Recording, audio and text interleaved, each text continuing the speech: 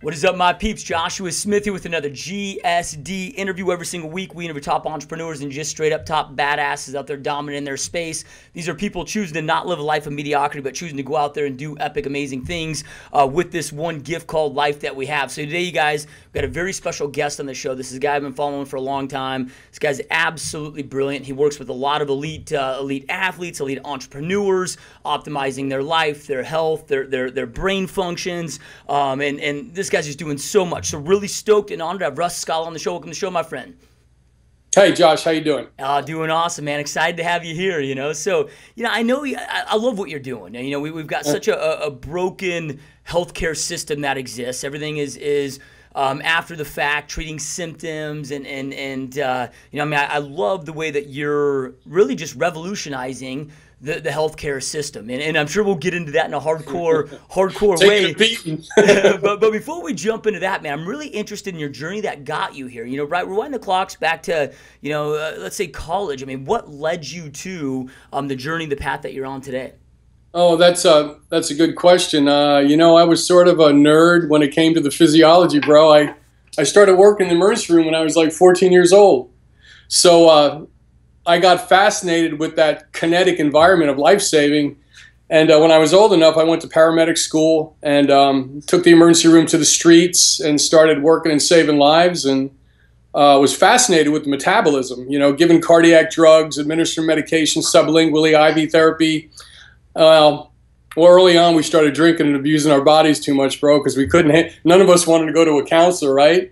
So I knew I had to get away from the bad stuff. I mean, bad dreams. I wanted to save lives, but I had that idolized image. I didn't realize what responding to all those calls were going to do to me, seeing those accidents, people dying in my arms. I was covered with brain matter early on a couple times, so I really was going down a bad road. So I moved over and shifted my community and started hanging out with triathletes in the early 80s. And when I started hanging out with triathletes, I just felt it actually helped me with a lot of my depression that I was dealing with, and obviously bad behaviors like drinking. I started racing all over the country. I had 2 pro triathletes living with me. Well, of course, what did I start doing? I started running lab work on the triathletes, and I started seeing early on heart arrhythmias in really fit people. A couple of them had heart attacks, and I was like, holy shit, this is, I'm used to studying EKG in heart patients, and then when my first 5 years in the game of doing triathlons, I started seeing the same thing happen in triathletes. So, of course, you can imagine what cardiologists thought about me in the 90s, right? Nobody believed what I was seeing. So that was the early evolution before I went to graduate school. I ended up quitting all the emergency stuff, going back to graduate school and partnering with research labs because I knew I had something. I was fascinated with the metabolism. I knew the medical system was broken. I watched the collateral damage of the doctors and the nurses around me. And then I started seeing a lot of the triathletes. We were doing too much training, as you can imagine, training 20 hours a week, and I was interested in tweaking everything. I did a 13-mile swim around the Keys one time to test my endurance. Went on the high-fat diet in '96 and started tweaking that before anybody else did. So, I still have that curiosity, and of course now I've worked with high-level clients and people flying to see me, and I got a really good team around me right now. But I'm just as curious as I was when I was a kid, Josh, to tell you the truth. Yeah, no, I love it, man. So when you make that transition to working with triathletes, and I know that you were a triathlete yourself. I mean, you're Right. out there, doing the work yourself. Did the curiosity for doing the labs, did that come from you noticing your own performance of I noticed that you talk in some of your interviews about some of the symptoms that you were expecting. Did that create the curiosity for you to check in your own biomarkers, which then, raised the curiosity for other athletes, or just like right out of the gate, were you always wired in that manner? Well, this is a good question. Remember, I've immersed myself in 2 different fields. I was watching doctors and nurses and my emergency personnel banging down the cars, medicating themselves with alcohol, taking drugs, all this hidden stuff nobody talked about. Well, when I started understanding performance, I knew physical, mental, and emotional stress way back in the 80s. Elevated cortisol suppressed testosterone levels. So when I started doing my blood work as a triathlete, I'm like, holy shit, My testosterone level was 126. My thyroid T3 and T4 levels were in the toilet. And then after every race, I dealt with post-race depression. I did the long distance stuff. Of course, I didn't want to talk to anybody about that. And then I got atrial fibrillation, the cardiac arrhythmia. Well, what doctor's going to take care of an athlete? He looks at me. I had a tan. I had a resting heart rate of the 40s. He said, it's all in my head. Take some Prozac. And I'm like, Jesus. I had atrial fib, which I could have thrown a blood clot. So here I am stranded. And yeah, I knew stress caused damage, but in the beginning I thought the triathlon training was going to be beneficial for me, but I didn't realize how bad it was damaging our bodies with overtraining. And I'm still passionate about the sport. I'm not like the non-smoker in the room. If you want to do an Ironman, I'll make sure you get through it safe. You want to climb K2, I'll make sure you get through it safe. But realize you can't do that stuff day in and day out, bro. You're not going to last. I had to learn that the hard way. Yeah, I mean, it's the opposite of what we've been conditioned to think. You would think that would be the ultimate health, the optimal health. But when you're breaking down your body, what is the reason that type of stress, because again, it's the opposite of most that are listening to this right now. It's the opposite of what they're thinking. What kind of stress is happening in the body, and why do those breakdowns take place? Yeah, that's a great question. We used to think that heart disease was caused from a high-fat diet, and that the cardiovascular paradigm is completely changing. That's why I videotaped marathon runners and triathletes that have had heart attacks and had to have stents put in. What was blocking their arteries? Well, traditional medicine wants something to be really easy so they can make $1 billion on a drug. Heart disease, cholesterol-lowering drug, that's the cure. Not in reality, Josh. You could damage the lining of your arteries by stress. For instance, elevated cortisol can damage the endothelial lining of your arteries. And when your endothelial lining gets damaged, that wall of the artery releases a gas called nitric oxide, just what all the bodybuilders talk about, NO. Okay, if you elevate cortisol, you could damage the lining of your arteries, and that's where the plaque starts to form. You could have a soft plaque or a hard plaque. So physical, mental, and emotional stress suppress all our hormonal levels. So nobody thinks about how thyroid protects our arteries. Well, if your thyroid is low, it's going to cause damage to your arteries. And you've got to look at multiple systems if you're under stress. Like I said, getting a good baseline on yourself or anybody out there before you go to climb K2 or before you do a marathon, getting a baseline and you taking charge of your health is the best thing that you could do, because this is what the doctors don't realize. They vilify testosterone, but testosterone is needed to protect the lining of the arteries. But bottom line, the research is out there. We just pulled it together. And, I've been working on heart patients since the late 70s, and I was always going, but this doesn't make any sense to me. And I constantly was on a journey trying to figure out what the hell's going on, Yeah, love it, man. So then you start working for some of these research companies. Then when you're working from them, I mean, what led you to the path that you're doing now to say, hey, man, I'm done working for these guys. I want to go create my own facility that we're really taking into control into our own hands? Well, luckily I got to, because of my clients I was working with, I got to travel to the best research labs in the country. And I, like you, I went and talked to the most popular people.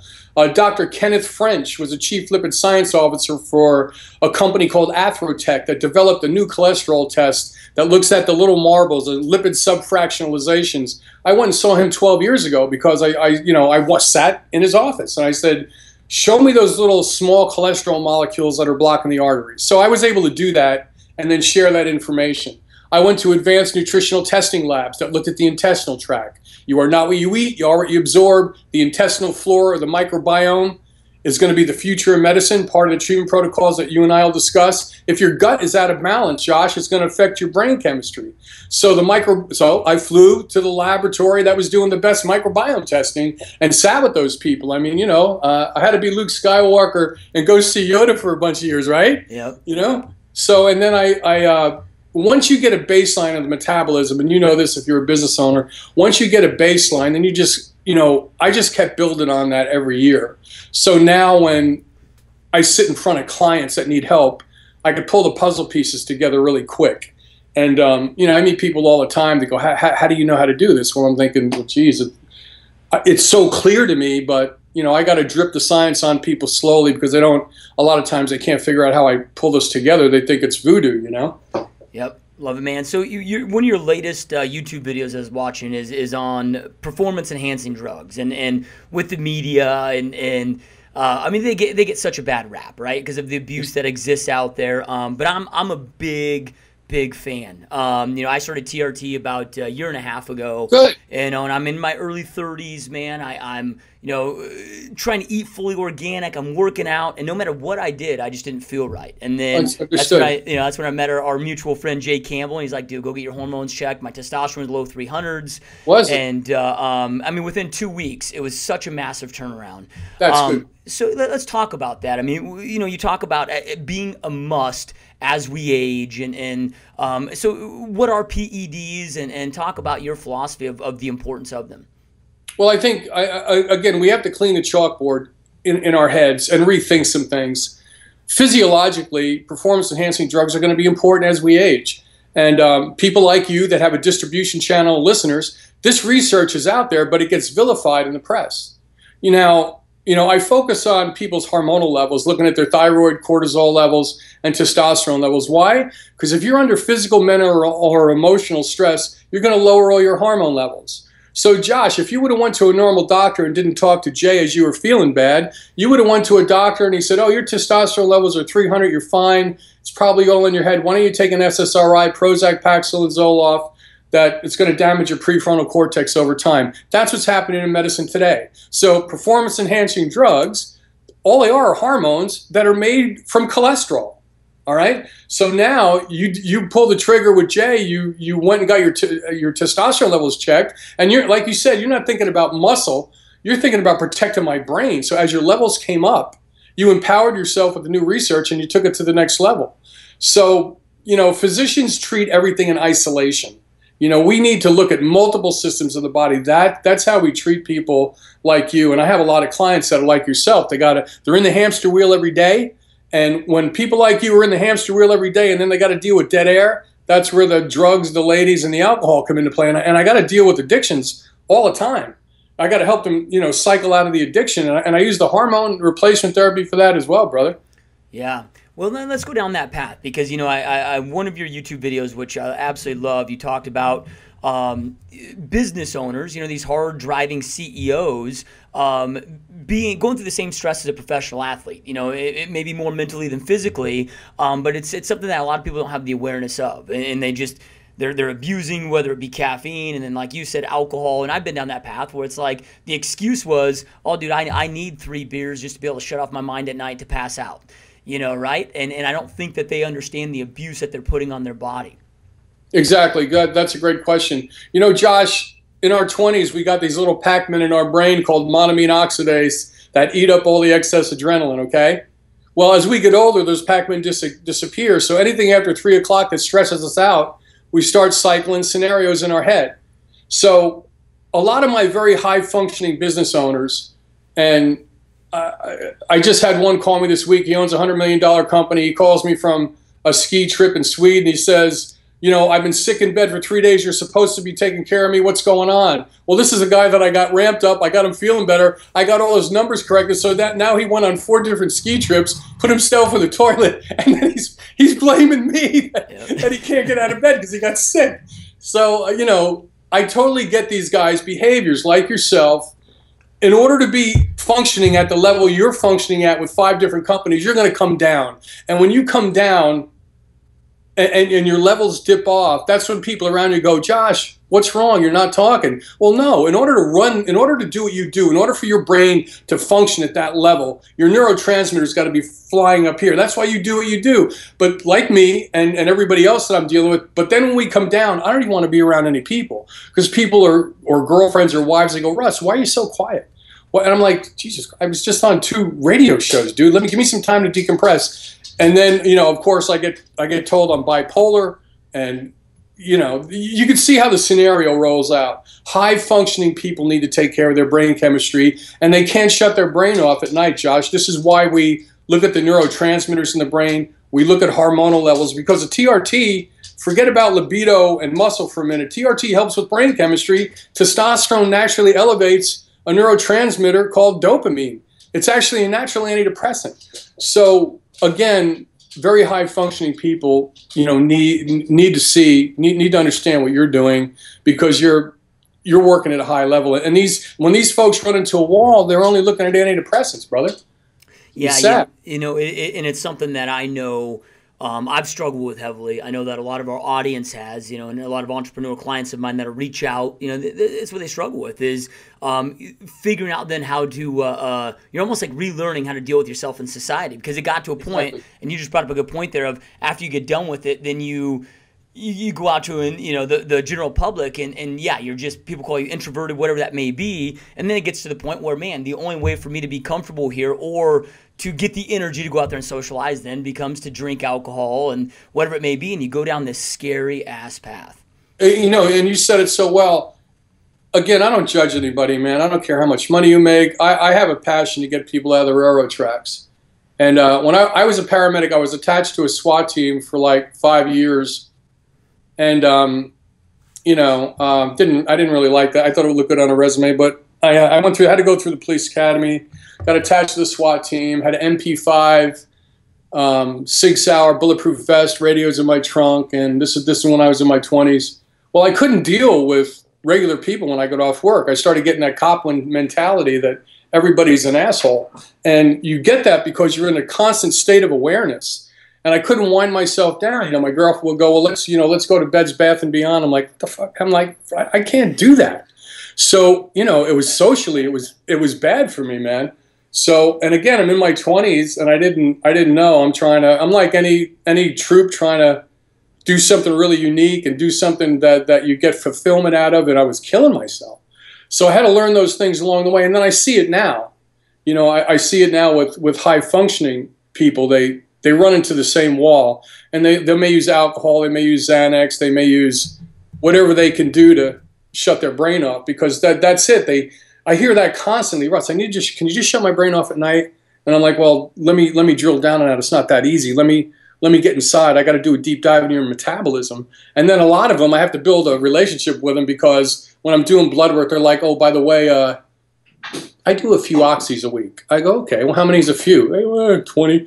And I'm like, okay, well, I need to learn that stuff, because if you're doing opiates, it's going to lower your test level. So if I adjust your testosterone dosing and you're doing the opiates, I get it, you're in pain. Well, I need to adjust your level. So I got to build this, this communication and let people know I'm here to help you. I'm not a cop. I'm here. You're asking me to get you out of the railroad tracks. Well, be honest with me.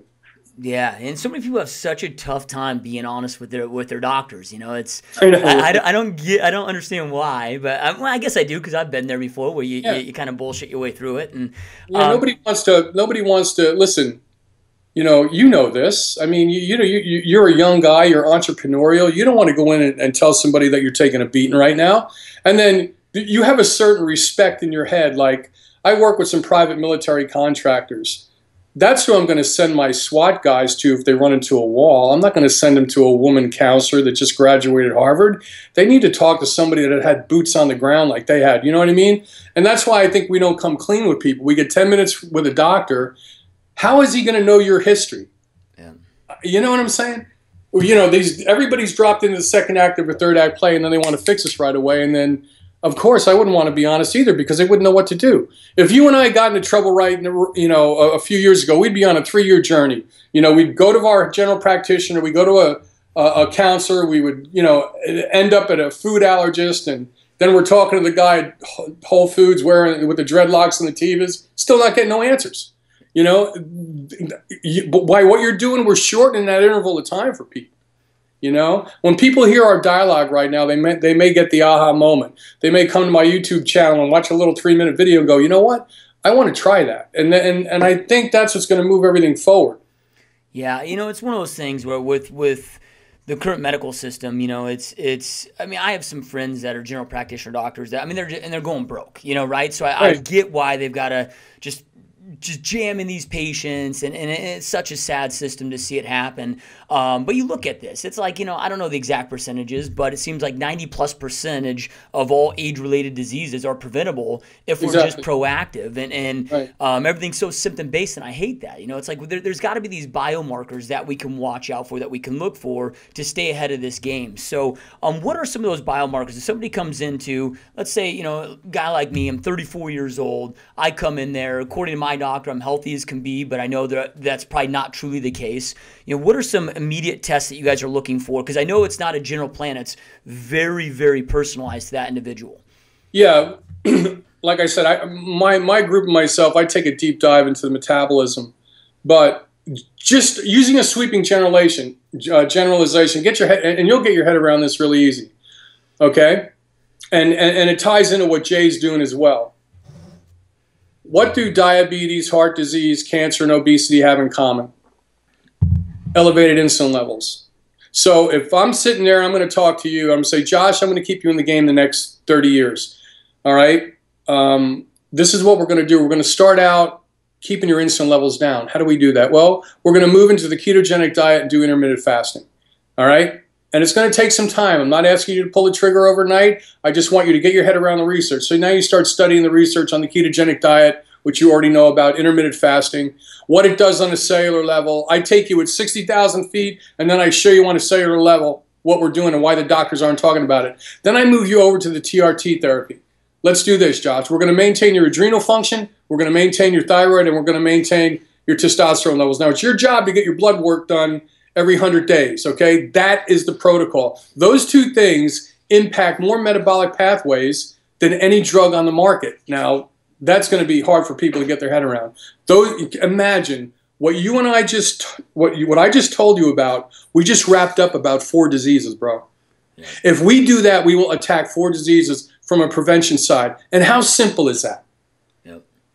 Yeah, right? it's insane. It's just like you said. It's erasing the chalkboard. I mean, when we're brought up and we're taught the food pyramid, and it's all the fats that create heart disease and atherosclerosis, and now we're realizing it has nothing to do with that. It all comes down to your carbohydrates and then your insulin.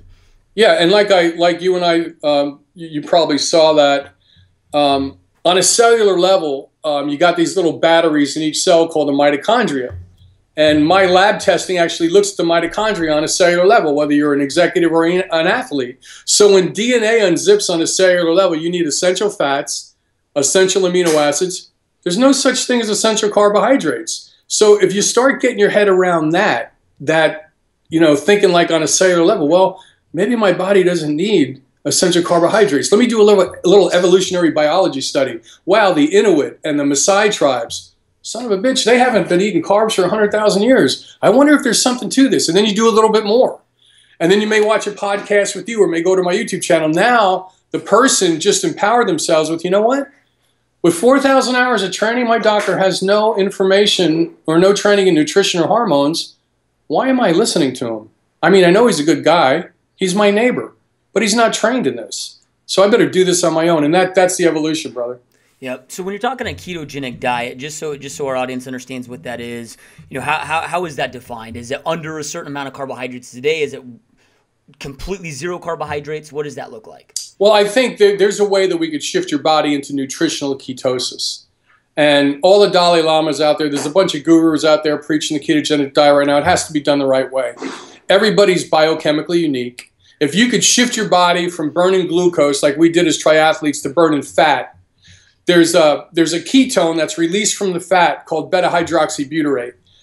That ketone you could measure, and your brain utilizes it more efficiently, okay, than glucose. How about that? And your heart utilizes that ketone more efficiently. So now, again, Josh, we're in the middle of a paradigm shift. Cancer patients are going into ketosis because it's starving the cancer. It's stopping metastatic cancer. There's guys like Dominic D'Agostino that's down in South Florida that's just kicking ass, and Tom Siegfried who's changing the paradigm in cancer treatment using this ketogenic diet. But for me and you, all we want to do is stay in the game, stay healthy, be around for our kids in another 40 years, right? So for energy, it's going to keep us stronger. It's going to keep us in the game.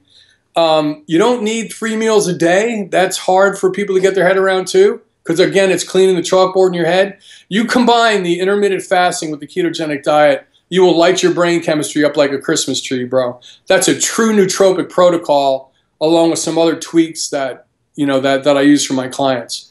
Yeah, and so I intermittent fast on the days that I'm not training, right? When days I'm not weight training, so it's 3 days a week, and I'll go usually about 20 hours without a meal.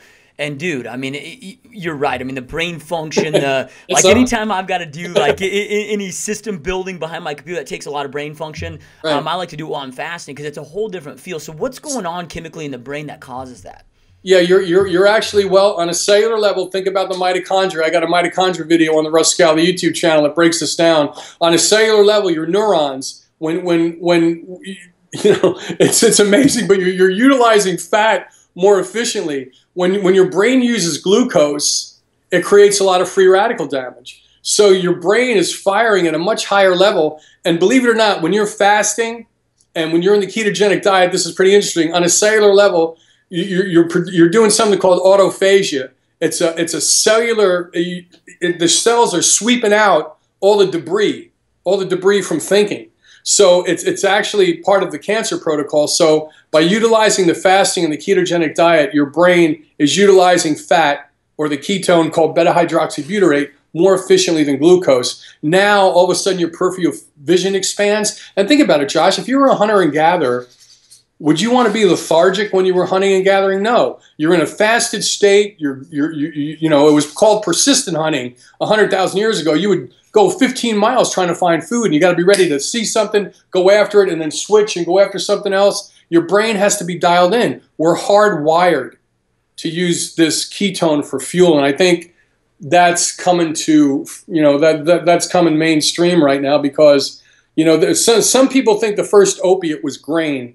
That when we became agrarian, we actually lost height, we lost bone and muscle mass, and I think people are understanding that more and more, even with the book Grain Brain, written by Dr. Perlmutter. People are understanding that the grains are just really toxic and dangerous and elevating insulin levels. So the fat is going to be the most important thing moving forward for us.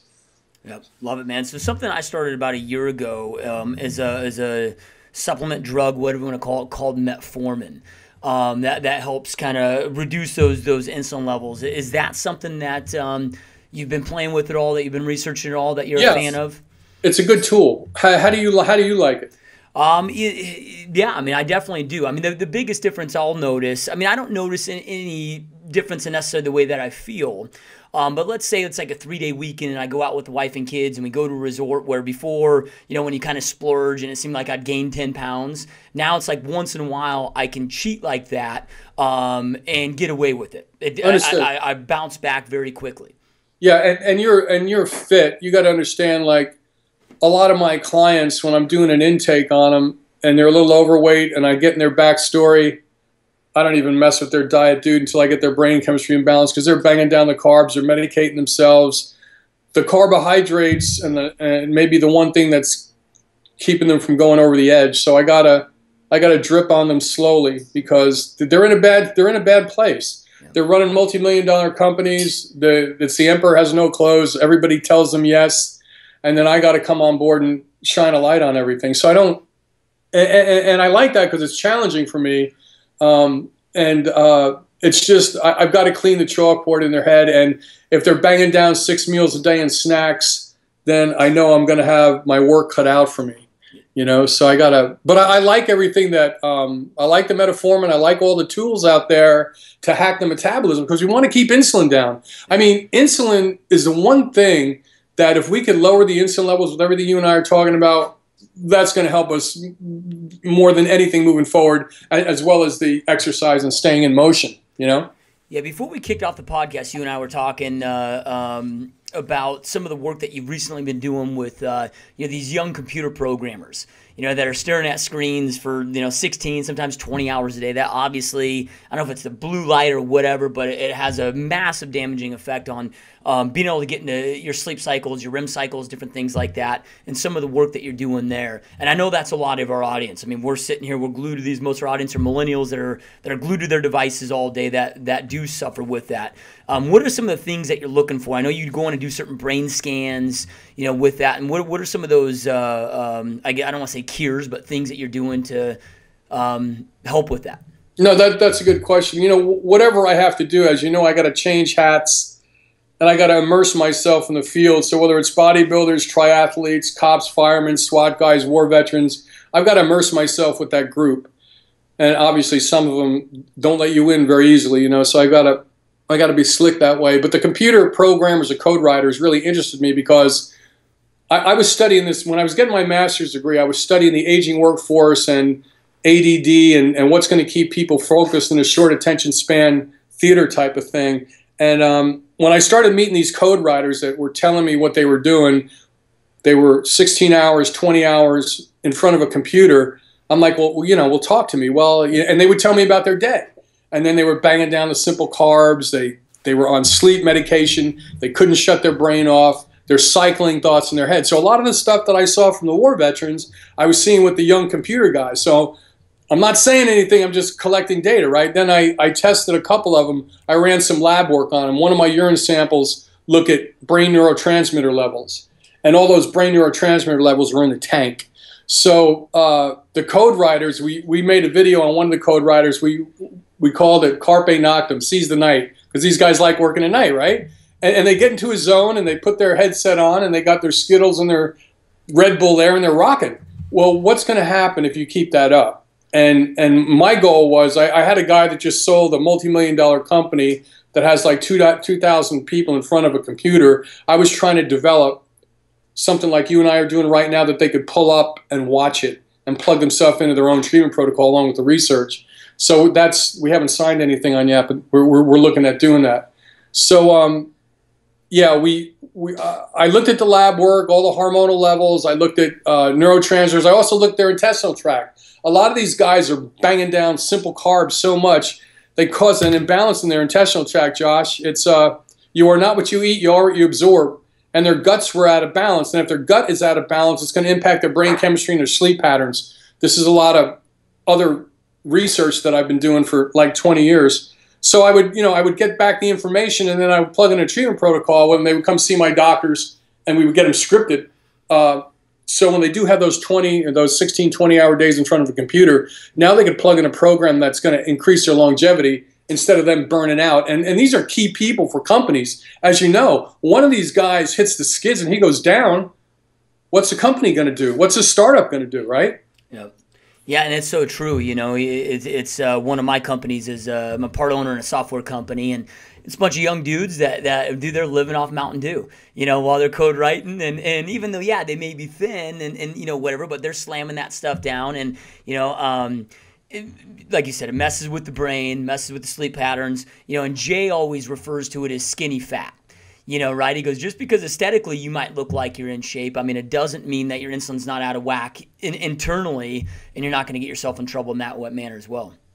Yeah, it's, you know, it's a toss-up. It's like when I meet these guys, like I said, I don't want to be the non-smoker in the room. If I see what they're doing, and here's the art of this, and you'd be really good at this because I think you got the same personality. First of all, I'm not going to mess with nothing they're doing.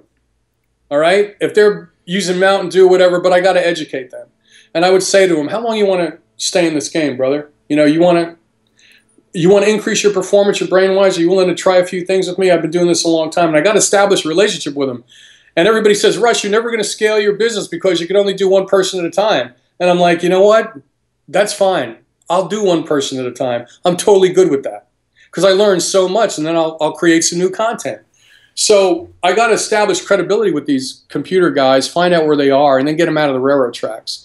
And that just takes a little time because I think, you know, they love what they do and they want to stay engaged. And listen, the sugar is suppressing their brain. Once they feel what you felt, then we got them. Then we got compliance. But it's getting them to the point that they feel what you felt. Other than that, they're not going to buy into this. So that's why I got to drip the science slowly on these guys when I'm doing this. Yep. So, you know, you talk about the importance of and I don't know all the terminology. I'm far from an expert in this space, but the gut biome, and right. I've heard that there's more neurons in the gut, or almost as many as the brain. It's really called a second brain. What's the importance of it? Because a lot of people think, well, I'm eating a calorie restricted diet, so they're losing weight, but they're eating a bunch of processed foods that's just horrible on their gut. How is that affecting our overall lives? Yeah. Like I said, the intestinal tract is going to be the future, believe it or not. In order, if you and I were on the Shark Tank tomorrow, and they said, "What are you guys going to do?" They go, "Well, we're going to change medicine by focusing on the gut," and nobody's doing that right now. And we would be able to answer all those dudes right up front and let them know that they're not even being tested the right way now. So the intestinal tract, in order to get the body to resonate, you got to start there, Josh. So, and again, we're looking at treating people multifactorially. When the intestinal tract gets out of balance, I work with a lot of irritable bowel and Crohn's disease. Where does that come from, bro? Stress. Stress shuts off the intestinal tract. All right? If your flora, you got about, depending on the study you read, you got 400 to 700, sometimes 1,000 different flora in your intestinal tract. Like these experts in this field, you could pull somebody from different parts of the world, pull out their flora, and they'll be able to look at it and tell what part of the country they're from. So you and I, knowing that if we go on the ketogenic diet, we could change the flora in our intestinal tract for the better, So again, the simple carbohydrates damaging the intestinal tract. Our intestinal tract cells, Josh, turn over very quickly. So if somebody goes on intermittent fasting, that gives their intestinal tract time to heal. Like I got a little girl that flew in with her dad. She's got 40 polyps in her lower intestinal tract. I shot a video on her. I had to tell the family to do intermittent fasting because once I had the kid fasting, the inflammation in her gut went down. Now, I got the leading, one of my friends is like, he's like a leading gastroenterologist, and I showed him this information a year ago, and I saw him the other day. He goes, "You know what? I'm just an old man set in my ways." So the doctors don't have this information, and we could pull this together very quickly for a family. So we're using the intermittent fasting so these polyps in this little 13-year-old girl's gut is not going to turn to cancer.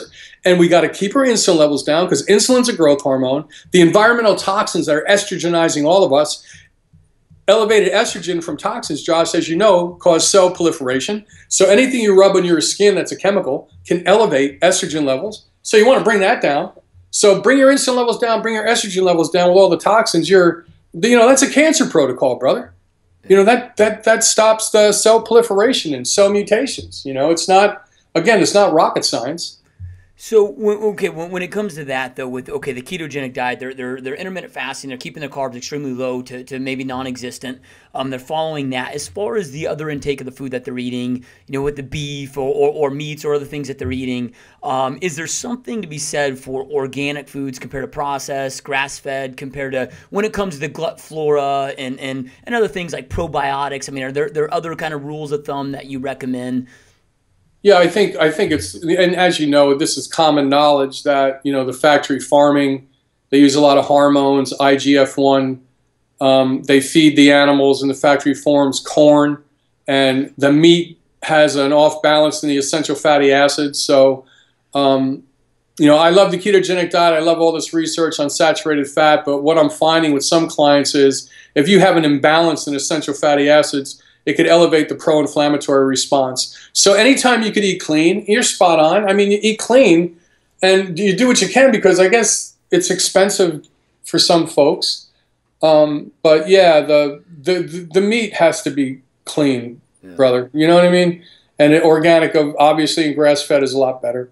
Yeah, I'll always get a kick out of it though, because you'll be in the organic section or section, you hear somebody bitch about the cost of the eggs, but they got the $5 Red Bull in their hand. It's all about priorities, and then what's the cost of trying to regain your health back later in life if you're ever able to get it back? So we've talked a lot about food. Let's talk about working out, right? So you're a guy that's been around bodybuilders to triathletes so if we're speaking overall life longevity. Injury-free life longevity, is there a better form of working out if somebody wants to stay in the game the longest? Is it low-intensity resistance training with some low-intensity cardio? Is it CrossFit? Is it, everything that you've studied, if we're just talking overall longevity, do you have a recommendation there like you do on the nutrition side with intermittent fasting and ketogenic diets? Yeah, okay. And again, like if I was to meet you, for instance, and you would ask me that question, Russ, what can I do? I would say, okay, Josh, I'm going to need to do a backstory on you, but you're a high functioning guy. Okay. You're going to need to maybe do some cardio to burn up that brain chemistry a little bit because you're high functioning, and maybe incorporate some resistance training. So each client, I'm trying to get them to at least move. I'm trying to get them to do something they're compliant with. I don't care what the exercise is. If you're going to stick with it for 20 years, that's a win-win. Yeah. So I'm not asking them to do a triathlon or a marathon or swim around the Keys. I'm saying, what are you going to get out of bed and look forward to doing? You know, I like CrossFit because it's a community, and whatever you think about that, all I'm saying is if you have a group of people that you're going to go work out with, Josh, and you're late, what's going to happen? Right. Right. You know what I'm saying? So if you and I are starting a club and we're telling everybody to be there at 7 and one guy's there at 10, we're like, dude, I mean, come on, you know what I mean? So it's sort of a self-correcting mechanism. As we age, we lose our hormone levels and we lose muscle mass. You know, osteoporosis is hot. And no, it's not about osteoporosis, as you saw in my video. It's about muscle wasting. So how do we prevent muscle wasting? Running a marathon? Not really. Doing resistance exercise. So any way that you can incorporate resistance exercise over 30, whatever your age is, that's going to be really important. And maintaining your hormone levels. And do something that's fun. I mean, I don't know. With each client, I don't know what it is. Some guys, I like to get them out on the golf course because they like golf and they're with their buddies. And then I'm thinking, okay, these guys I don't play golf. It's too slow for me. But my point is, if this guy goes golfing 3 times a week, that means he's walking 6 miles at a clip. That's 18 miles. That's a win-win for me. All right? And that's something that he could slowly build into. And then as I correct his hormone levels, he's going, Russ, you know, I want to focus on getting rid of this belly. I'm like, all right, brother, I know you like being outside, but can you handle a personal trainer for about maybe a half hour a week inside a gym? Do some, and that's how it evolves, bro. You know, it's like I can't use just everybody do this. I got to find out what people are going to be compliant with. Yeah, love it, man. Is there any age? I mean, is there such a thing as too early to start taking your health in your own hands as far as this stuff, as far as start checking biomarkers? And because I'll hear a lot of guys, they're like, well, dude, Josh, I know you're on TRT, but you're in your own 30s, man. It's too young. You know, wait till you're later in life, which I personally disagree with just from personal experience, you know, right? But is there an age that people, I mean, should start doing this stuff, not worry about this? Is there such a thing as too early? I know there's too late. Well, we know, Josh, there's an obesity epidemic among children, right? Yeah, massive. So I gave a talk to about 10 families last month. 3 of the families told me that their kids, boys, have elevated estrogen levels and they got low T. So I gave them the research, and they went to the teaching hospital here, the Dalai Lama's, the Arnold Palmer Teaching Hospital. They went up to the 27th floor and met a doctor, an Indian physician, and presented him with the research, and he got pissed.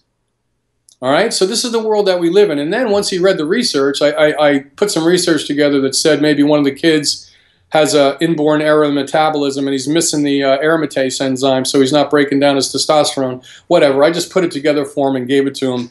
And they said, well, we don't want you to go, Russ, because you're too controversial. I'm like, whatever. So I let them take it in. And these kids had low T, so how do we elevate a kid's testosterone levels? Well, maybe we don't put them on testosterone, but there's great protocols out there from the endocrinology community that uses HCG.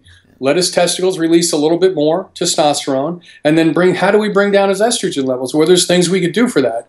The point of that story is, Josh, is that we have an obesity epidemic, and obesity is hormonal. I have PhDs telling me all the time, there's no such thing as spot reduction. It's an impossibility. I'm like, dude, look at the transgender market. Look at that guy going to a girl. You see that fat being moved around? I wonder what's causing that. Hormones. Yeah. All right? So they don't, again, even the best of the best, they're trained using the wrong information. And fat distribution is hormonally related. So it's not about calories, it's about fat distribution, it's about the hormone levels. So we have an obesity epidemic with our kids. There's something called NAFL, non-alcoholic fatty liver disease, Josh. This is like terrible. They're imaging these kids' liver, and their liver has so much fat on it. And that's the true indicator for heart disease. It's not cholesterol, it's actually the fatty liver. So it breaks my heart that these kids, my uncle was a pediatrician in this town in the 60s. He died a few years back, and These people, folks like yourself, Josh, are taking your kids in a pediatrician's office, getting bad information, man. That's why what you're doing with the show is so important, brother. I mean, you're making people think and ask the tough questions, and I believe that's the only way our medical system is going to survive, for people to tune into what we're talking about. You know? Yeah, I love it, man. You know, and like you said, child obesity, I mean, it's through the roof. It's insane. You're seeing fifth graders develop type 2 diabetes, atherosclerosis, and yeah, I mean, and parents just don't know. They don't know that there's a difference between glucose and fructose, and like you talked about the fatty liver, and it's like, how do we reward our kids? Jay and Jim and I did a show yesterday on insulin, and we were talking just about this. And I was like, when I was potty training my 3 young kids, it was, you reward them with a piece of candy. Well, their body can't digest that. It goes right to the liver. You know, right. I saw a pediatrician, obviously very controversial, or he's treated that way, but I definitely believe in what he says. But he's like, you're better off giving your kids a Budweiser than you are candy. You know, with what it does to the liver and spikes insulin. And, yeah. And listen, and I think that's where this movement, that's why I'm thinking your information, what Jay has, you know, my stuff. I'm dealing with some mothers right now. Their kids were diagnosed with everything from ADHD. So I sit with these folks a couple of times a week because it just breaks my heart. They want to put this little 8-year-old on a drug, and I just give the mothers the information. This information with mothers that have children, you know, they're being diagnosed with bipolar. I'm like, there's no blood test for bipolar. I'm like, you put my fucking kid on a drug like that, I will hunt you down. You know what I'm saying? That's ridiculous. And we need to, because families have this icon intimidation. If there's anything, Josh, that we could do is to educate people that pristine institution that you're going into may not have all the answers. That doctor that's sitting there in the white coat that's considered the best pediatrician in the country may not have the right answers. And again, I'm not against doctors. I'm not against the medical system, but you're being taken down the wrong road. A family that has kids on 3 or 4 different medications before their brain is fully formed, really? That's a sin, man. That's not good. Yep, couldn't agree more. So Russ, I mean, what's the best way if somebody wants to learn more about you or start working with you as a patient? You know, I mean, what's the best way to reach you? And then give us an idea if somebody's going to work with you as a patient, like give them an idea of where they start. You know, right? Because obviously you're doing some tests on them, you're getting to know them individually because you're doing individualized plans for each person. Yeah, what I did is I created the Russ Scala YouTube channel first and foremost because I want to turn that into an educational university. I may get some high-dollar sponsors for that so I could have guys like you and Jay just on this university where people could go online or use YouTube and get educated. That's been my focus. I only maintain a few hundred clients, and they usually fly in town here to go through the program, and it's really expensive. So I'd rather just focus on the YouTube channel and send folks over to Jay that wants to do the basic stuff, you know? Yep. I'm doing multiple sclerosis treatment protocols, cancer treatment protocols. And for me too, at my age, I'm sliding into 60. I'm going to be 60 next year. So for my stress level, I just want to do the high-end stuff because that's what gets me out of bed in the morning. You know what I mean? And then I'll focus on my content development. I've got a lot of business opportunities now. You can imagine everybody's got their hand in my wallet, but I'd rather work with people that I grew up with or people that are on the front lines like you are. You're obviously passionate about what you're doing.